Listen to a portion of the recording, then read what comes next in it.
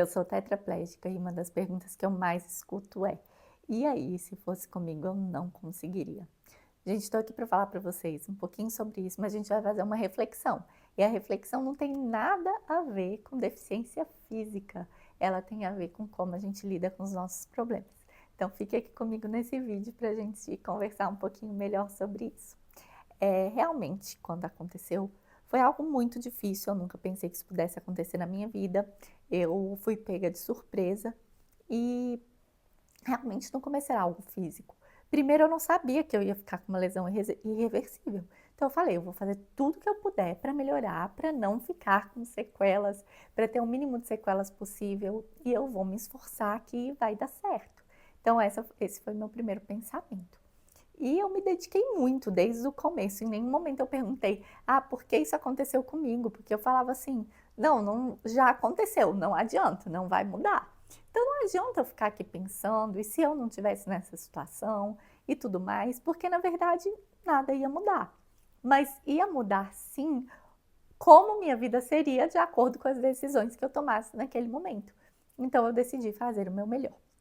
Mas, até então, o problema era físico, porque eu achava que fazendo o meu melhor, eu voltaria a andar, eu voltaria a ter minha vida normal, eu voltaria a ter todos os meus sonhos. Eu estava casando, eu sempre quis casar, eu sempre quis ter filho, então eu estava naquele auge da minha vida e eu pensava que se eu me dedicasse muito, talvez demorassem 2, 3 anos, mas isso para mim não importava, eu ia ter toda a dedicação e toda a disciplina para que aquele problema fosse resolvido, o meu problema físico.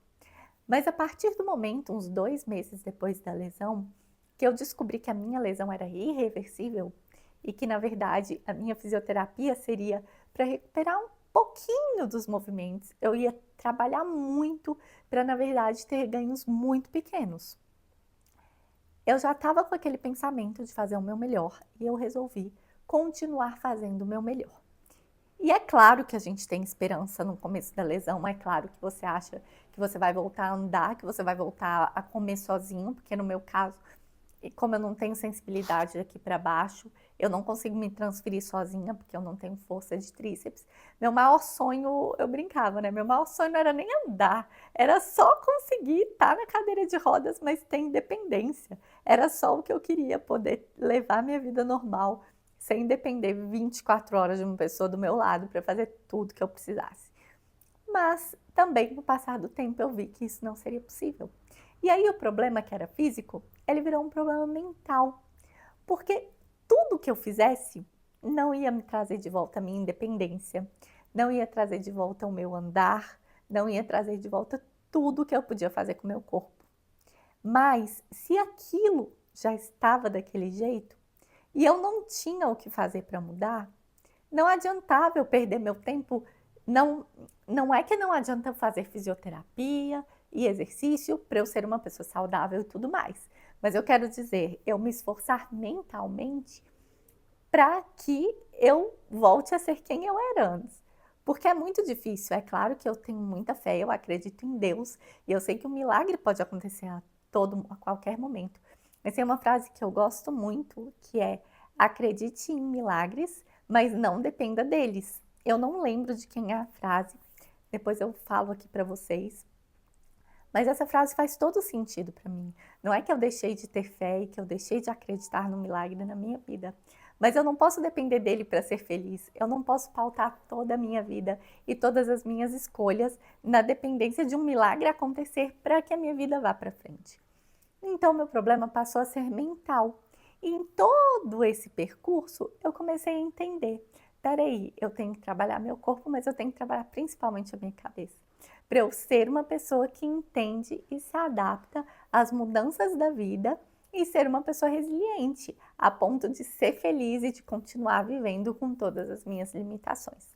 De todas essas limitações que eu falei para vocês, a pior para mim é a dor, porque eu sinto dor 24 horas por dia. E às vezes, quando essa dor está muito forte, é claro que eu fico numa sensibilidade, numa irritabilidade, e eu tento ficar ali lidando com o meu próprio humor, porque as pessoas ao meu redor não têm culpa do que eu estou passando. E porque quanto mais mal-humorada eu ficar e quanto mais irritada eu ficar com aquela situação, pior vai ser minha vida, porque a dor não vai diminuir.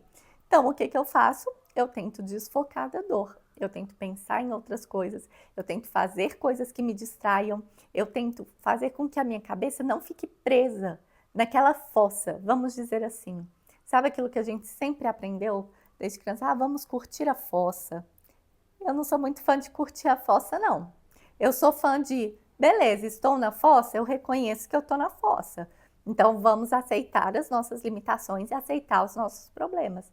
Mas a partir do momento que eu fico curtindo ali minha fossa, eu estou alimentando aquela dificuldade, estou alimentando aquele problema, eu estou fazendo com que ele fique muito maior. Quando a gente curte uma coisa, quando a gente curte uma comida, o tempero penetra e da mesma forma a fossa vai penetrando nos nossos pensamentos, penetrando na nossa alma e as coisas vão ficando mais difíceis.